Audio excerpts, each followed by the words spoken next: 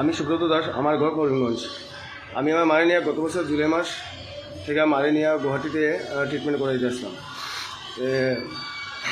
অনেক দিন উনি বেডে আসলো। বেডে থাকার পরে যখন একটু অল্প সুস্থ হয়েছে তখন ওনারে ডক্টরের পরামর্শ হয়েছে গুয়াহাটি ছেড়ে না অন্যখানে না যাওয়ার লিগে, যাতে ওনার শরীরে অ্যাটাক আইলে পরে যাতে আমরা পট করে মেডিকেল নিয়ে ডক্টরের কাছে ভিজিট করতে পারি বা ডক্টর দেখাইতে পারি আর কি। তার লিগে আমি গুয়াহাটি যতকুচি শঙ্কর হোটেলের সামনে মালতেশন হসপিটাল কাম লজিং ব্যবস্থা আছে, ওইখানে থাকছি আমি এত মাস ধরে। জুলাই মাস থেকে আমি ওইখানেই আসলাম।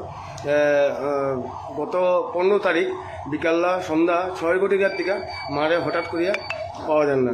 তো তখন আমরা রাত্রেবেলা আমবাড়ি ফাটাইল থানাতে গিয়া একটা মিসিং এজাহার দিছি। সবার কাছে আমার অনুরোধ, আমার মারে খুঁজতে আমার হেল্প করা হোক।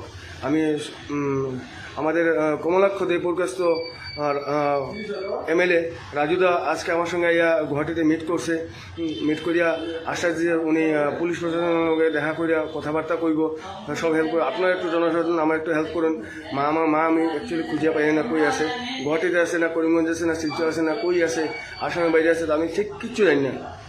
আপনারা একটু অল্প আমার হেল্প করুন, আমি আপনার কাছে বড় কৃতজ্ঞ থাকবো, ঠিক আছে না?